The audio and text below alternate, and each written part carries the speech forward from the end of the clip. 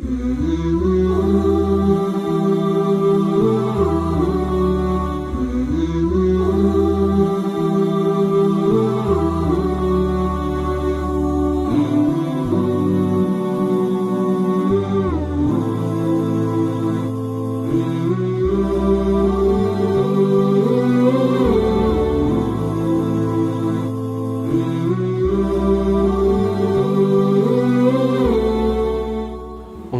tout miséricordieux, le très miséricordieux. Que la paix et les bénédictions d'Allah soient sur notre prophète ainsi que sur sa famille et ses compagnons. Assalamu alaikum wa rahmatullahi wa barakatuh. Bienvenue à vous, chers téléspectateurs, dans ce deuxième cours porté sur la croyance et en particulier sur l'unicité d'Allah, le tawhid.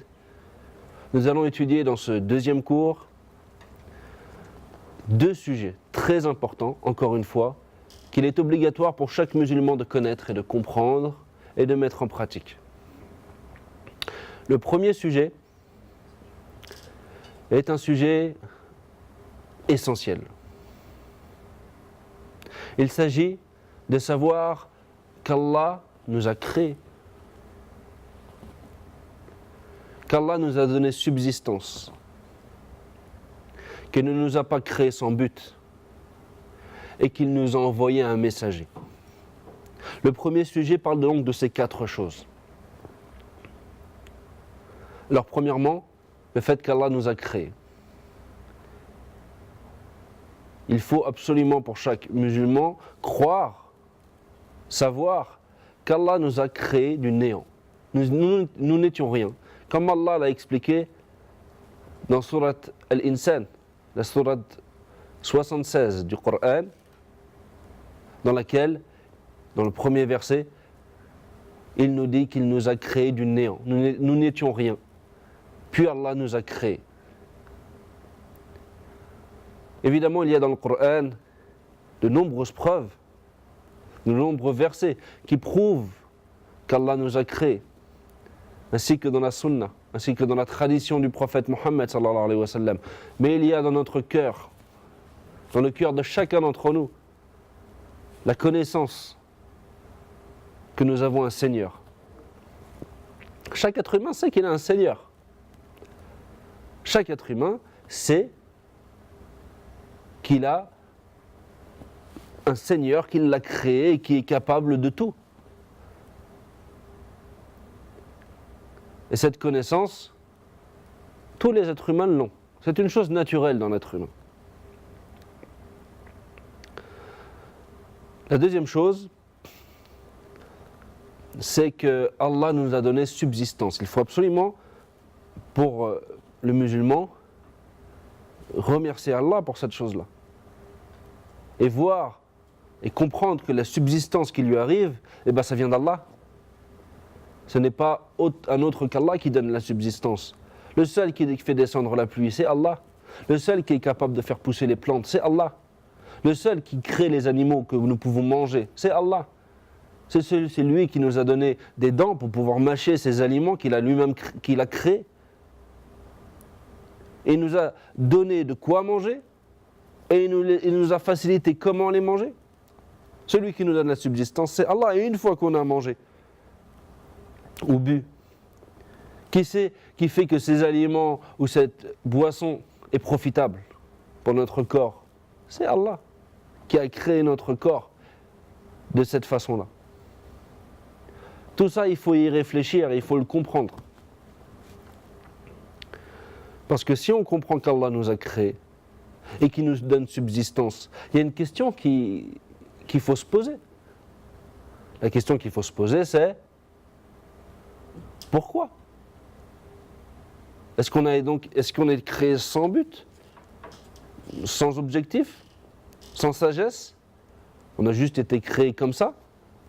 Allah dit dans le Coran que cette pensée-là, c'est la pensée de ceux qui ont mécru. La pensée de ceux qui ont mécru, c'est de penser qu'on a été créé comme ça, sans but, on vit, on meurt et puis c'est réglé. Non. Allah nous a expliqué dans le Coran pourquoi nous sommes créés. Il y a une sagesse derrière cette création. Il y a une sagesse derrière cette subsistance qu'il nous donne. Il ne nous a pas créés pour rien. Il ne nous donne pas cette subsistance pour rien. Nous devons accomplir quelque chose sur cette terre. Quoi donc? Quel est le but de notre création? Afin que nous l'adorions exclusivement. Voilà le but de la création. Voilà la sagesse de la création des djinns et des hommes. Allah n'a créé les djinns et les hommes que dans un seul but, pour qu'ils l'adorent exclusivement. Il a d'ailleurs dit cette chose explicitement dans le Coran, dans un verset où il nous dit qu'il n'a créé les djinns et les hommes que pour qu'ils l'adorent. Nous avons donc été créés dans ce but-là, pour cette sagesse-là. Contrairement à ce que pensent les mécréants, qui pensent que nous avons été créés sans but. Nous vivons, nous mourrons et puis nous partons. Non. Dans le Coran, dans la tradition prophétique, il y a de très très nombreuses preuves qui prouvent que nous avons été créés pour adorer Allah. Et même au niveau rationnel, la raison. Même au niveau rationnel, la raison nous montre qu'évidemment, il y a un but à cette création. Parce que si on disait qu'il n'y avait pas de but à cette création, ça voudrait dire quoi? Qu'est-ce que ça implique? Ça implique qu'il y a des gens qui, toute leur vie, font des actes d'adoration, adorent Allah, font du bien, aident les gens, aident les pauvres, sont gentils, sont des bonnes personnes, mais qui n'auront jamais de récompense pour ce qu'ils ont eu. Il y a des gens, ils sont pauvres, ils sont malades, mais pourtant c'est les meilleures personnes. Ce sont des personnes avec un comportement incroyable, une religion très forte, une croyance, une bonne croyance, avec des bonnes actions. Ils font jamais de mal à qui que ce soit. Est-ce que ces gens-là, une fois qu'ils seront morts, il n'y aura aucune récompense pour ces gens-là? C'est ça que ça implique, le fait de dire on vit, on meurt et il n'y a plus rien. De la même façon, il y a des gens, ils passent leur vie dans l'injustice. Toute leur vie, c'est être injuste envers les autres. Voler, tuer, provoquer des guerres ou la faire de manière illégale.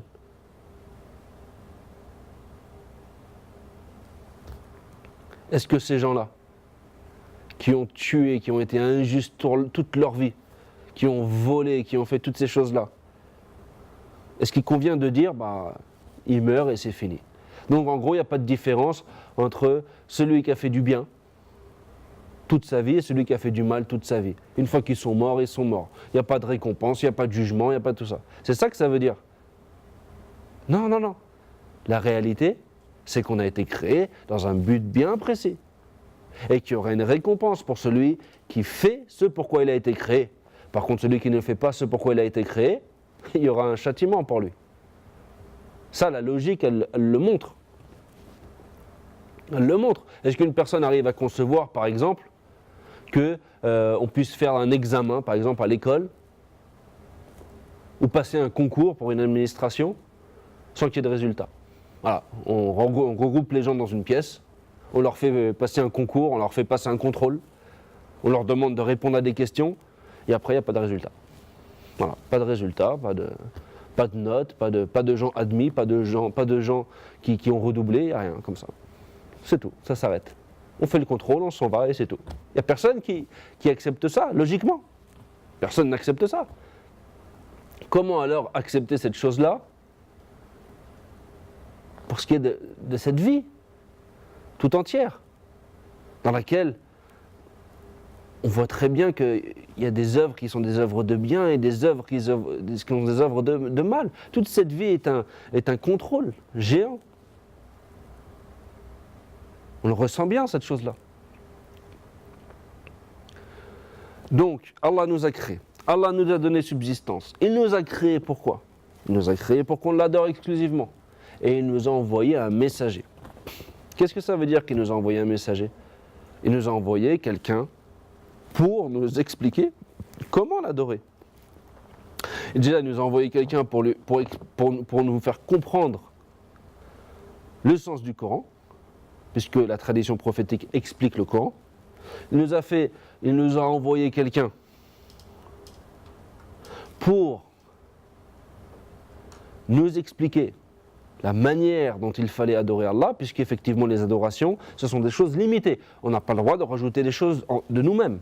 On ne peut pas, par exemple, dire, mon maman, j'ai décidé de dire qu'il y a 6 prières obligatoires. Voilà. Ou alors, au lieu de 5, j'en ferai 4. J'enlève, par exemple, le fajr parce que j'ai du mal à me lever. On n'a pas le droit de dire ça. On doit suivre le prophète Mohammed sallallahu alayhi wa sallam. Le prophète, que la paix et la bénédiction d'Allah soient sur lui, nous devons le suivre. C'est une obligation. Donc il nous a envoyé un messager. Le messager qu'il nous a envoyé à notre communauté est Mohammed. Que la paix et les bénédictions d'Allah soient sur lui. Et ce messager, il a une fonction. Appeler les gens à l'unicité d'Allah. Appeler les gens à l'unicité, c'est-à-dire au fait que seul Allah mérite d'être adoré et qu'il faut l'adorer exclusivement. Et à s'éloigner du shirk, à s'éloigner du polythéisme. C'est ça la base et la fonction des messagers. Ils disent à leur peuple et à leur communauté, adorer Allah exclusivement, abandonner le polythéisme que vous faisiez ou que vous faites. Voilà la base et la fonction des messagers. En plus de cela, ceux qui ont cru en lui, il leur explique la manière dont il faut adorer Allah. Il y a dans le Coran de nombreuses preuves qui prouvent qu'Allah nous a envoyé un messager. Et notamment un verset dans Surat Al-Muzammil où Allah dit Inna arsalna ilaykum rasulan shahidan alaykum kama arsalna ila fir'auna rasula fa'asa fir'auna ar-rasul fa'akhadnahu akhdan wabila. Donc qu'est-ce qu'il veut dire ce verset? Ce verset il veut dire que nous vous avons envoyé un messager. Nous vous avons envoyé à qui? À tous les djinns et à tous les hommes. Pourquoi? Parce que la communauté du prophète Mohammed sallallahu alayhi wa sallam, ou plutôt le message du prophète Mohammed sallallahu alayhi wa sallam est dirigé vers tous les djinns et tous les hommes. C'est un message universel. Donc Allah nous a envoyé un messager, témoin contre nous. Il sera témoin le jour de la résurrection, le jour du jugement, qu'il a bien transmis le message à son peuple et à sa communauté. Il nous a envoyé un messager comme il a envoyé à Pharaon un messager. Le messager que Allah a envoyé à Pharaon, c'était évidemment Moussa, que la paix soit sur lui. Mais Pharaon a désobéi au messager. Il a désobéi à Moussa. Et Allah l'a châtié. Et le peuple de Pharaon, d'ailleurs, a été châtié dans la vie, dans cette vie de dunya, dans cette vie éphémère, dans cette vie, par la noyade. Et dans ce qu'on appelle le barzakh, c'est-à-dire le monde intermédiaire entre la vie de dunya et la vie de l'au-delà, il y a un monde qui s'appelle al-barzakh. C'est comme ça que ça s'appelle en arabe, al-barzakh. C'est-à-dire un monde intermédiaire entre la vie de dunya et la vie de l'au-delà. Dans ce monde-là, ils sont aussi châtiés, dans leur tombe. Allah il nous explique dans le Coran qu'ils sont exposés au feu matin et soir. Donc ça, c'est le deuxième châtiment, après la noyade. Et le troisième, ça sera qu'au jour du jugement, Allah les fera rentrer dans le châtiment du feu le plus dur.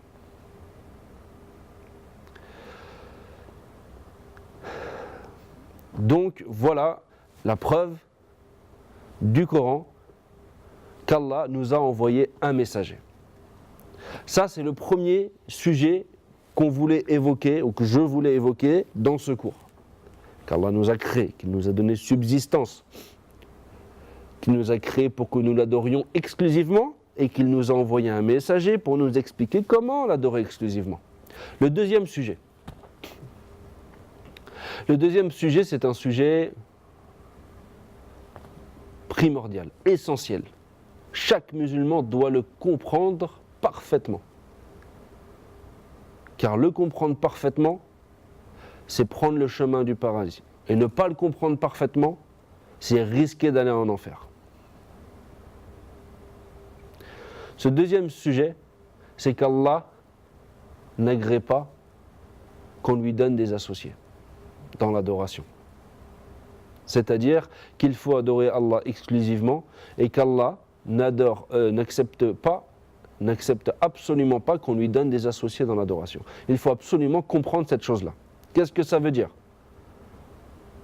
Ça veut dire que si une personne adore Allah, fait la prière, jeûne, donne des aumônes, aide les gens, aide les orphelins, mais qu'elle donne des associés à Allah, Allah n'acceptera pas son adoration.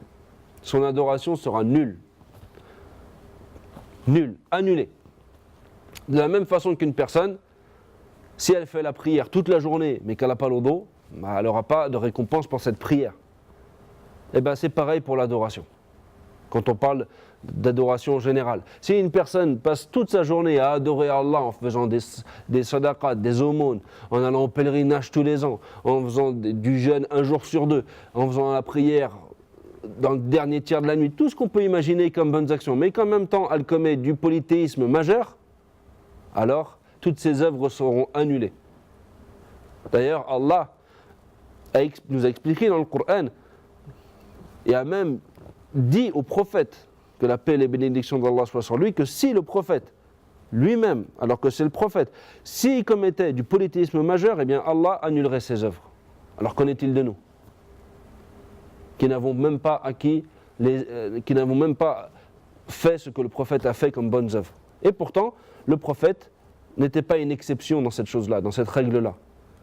S'il avait commis du polythéisme majeur, Allah aurait annulé ses œuvres. Donc ça, c'est quelque chose qu'il faut très très bien comprendre. Allah n'accepte pas qu'on lui donne des associés dans l'adoration.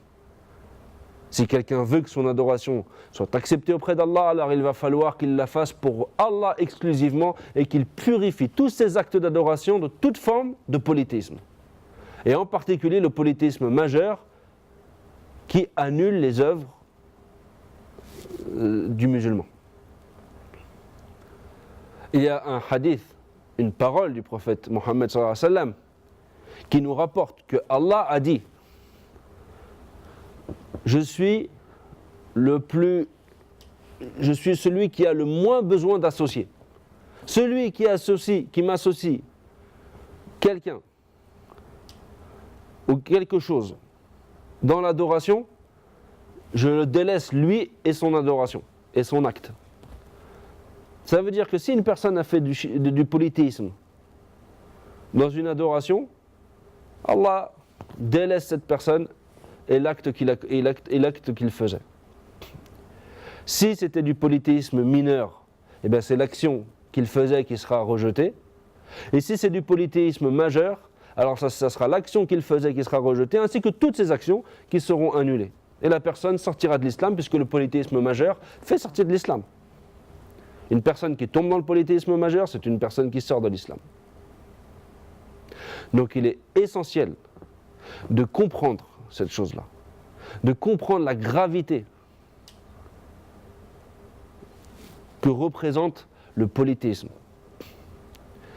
Et donc il faut absolument que la personne fasse ou se purifie de toutes les formes de polythéisme qui existent ou qui pourraient exister dans son adoration. Et pour ça, qu'est-ce qu'il faut faire? Eh bien, il faut apprendre sa religion. Si une personne n'apprend pas la religion, comment elle va savoir si elle fait ou elle ne fait pas du polythéisme? Donc il faut qu'elle apprenne ce qu'est l'unicité d'Allah, et il faut qu'elle apprenne ce qui va à l'encontre de cette unicité, c'est-à-dire le polythéisme. Ce qu'on appelle en arabe le shirk. Donc il faut qu'elle apprenne toutes ces choses-là pour pouvoir le faire, c'est-à-dire le tawhid, et pour pouvoir l'éviter, c'est-à-dire le shirk. Et on ne peut pas éviter une chose si on ne sait pas ce que c'est. On risquerait de tomber dedans sans le savoir.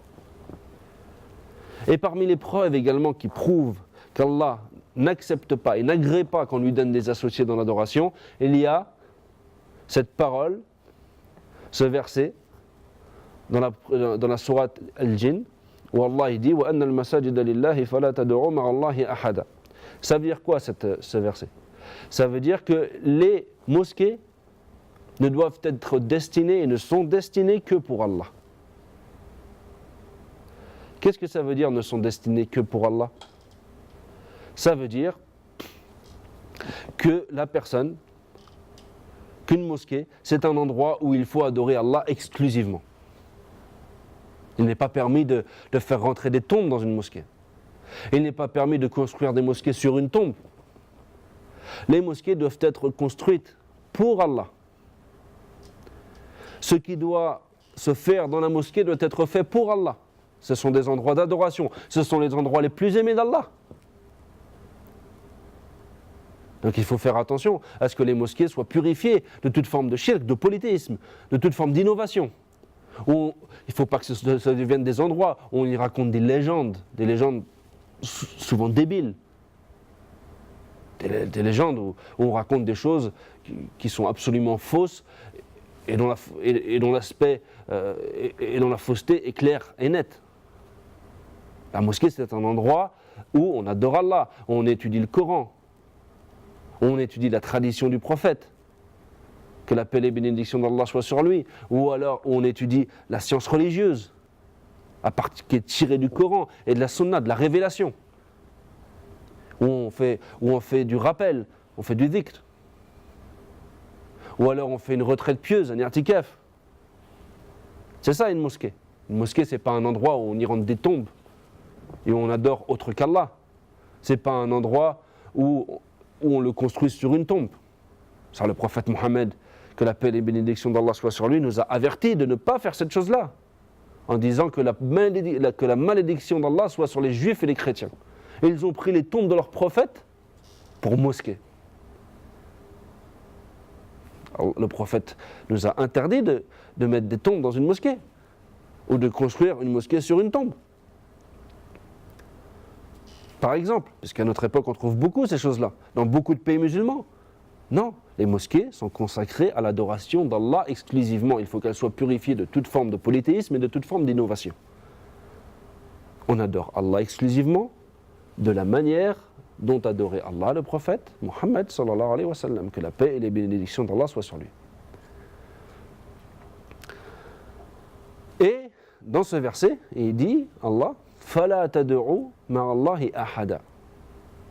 Ça veut dire n'invoquez personne avec Allah. Vous ne devez invoquer que Allah. Et ce verset, il prouve que l'adoration doit être vouée exclusivement à Allah. Puisque toute chose, chaque chose qui est considérée comme une adoration, alors il faut qu'elle soit vouée pour Allah. Si une chose est considérée comme une adoration en islam, alors il n'est absolument pas permis de la vouer pour un autre qu'Allah. Celui qui va vouer une adoration pour un autre qu'Allah, alors il sera tombé dans le polythéisme majeur. En l'occurrence, ce verset, il parle de l'invocation. Ad-du'a. Donc invoquer un autre qu'Allah, c'est vouer un acte d'adoration à un autre qu'Allah. Et vouer un acte d'adoration à un autre qu'Allah, c'est faire du polythéisme majeur. Et faire du polythéisme majeur, c'est sortir de l'islam. Voilà l'importance d'apprendre.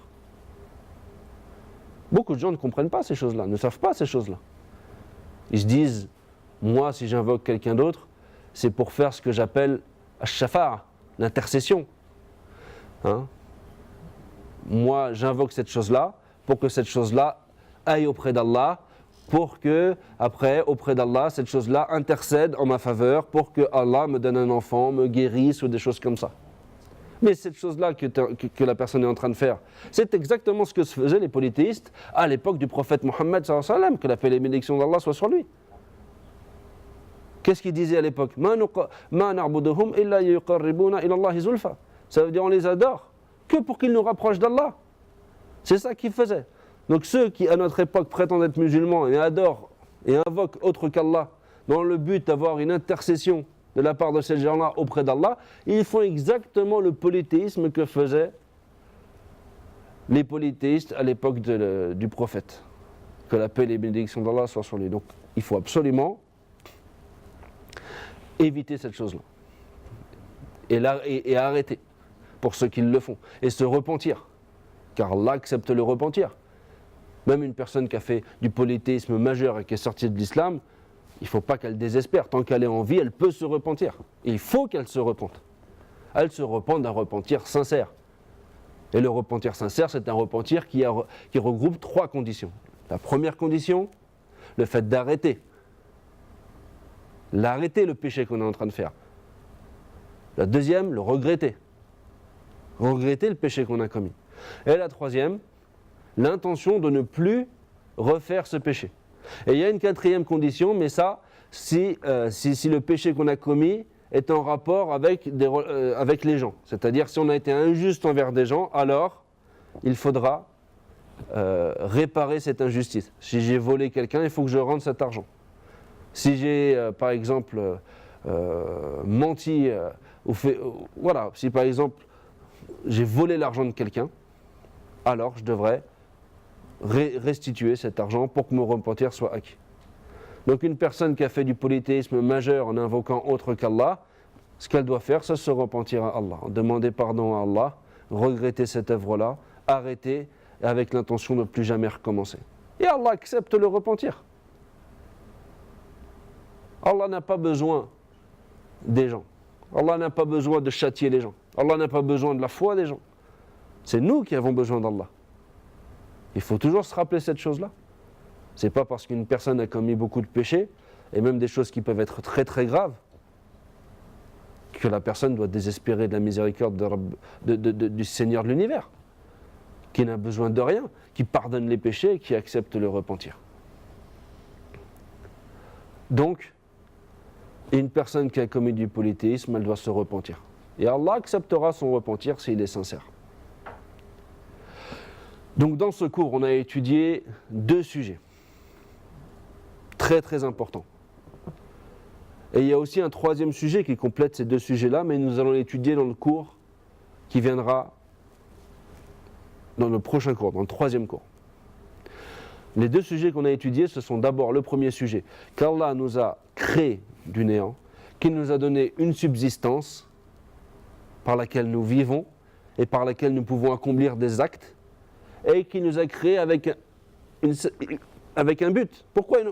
C'est quoi le but de notre création? C'est qu'on l'adore exclusivement. Et qu'il nous a envoyé un messager pour nous expliquer comment l'adorer. Ça, c'est le premier sujet. Et le 2e sujet, c'est le fait qu'Allah n'agrée pas qu'on lui donne des associés dans l'adoration. Ça veut dire quoi? Ça veut dire que si une personne fait un acte d'adoration, elle doit le vouer à Allah exclusivement. À partir du moment où une œuvre, une action est considérée dans l'islam comme un acte d'adoration, alors il est interdit de vouer cet acte d'adoration pour un autre qu'Allah. Et nous allons voir dans un des cours qui viendra beaucoup de ces sortes d'adoration. On ne peut pas toutes les étudier, les sortes d'adoration, elles sont trop nombreuses. Mais on va en étudier certaines, qui sont des sortes d'adoration qui tristement, les gens tombent beaucoup dans le polythéisme au sujet de ces sortes d'adoration. Voilà les 2 sujets que nous avons étudiés. Dans le prochain cours, nous allons donc étudier un 3e sujet qui est complémentaire à ces 2 sujets. J'espère donc que vous allez suivre avec nous les cours qui vont venir, car ce seront aussi des cours très très importants et toujours sur des sujets très essentiels qu'il convient absolument pour chaque musulman de comprendre et de mettre en pratique. Je demande à Allah qu'il nous facilite à tous l'apprentissage de sa religion ainsi que la mise en pratique de cette religion magnifique. Wassalamu alaikum wa rahmatullahi wa barakatuh.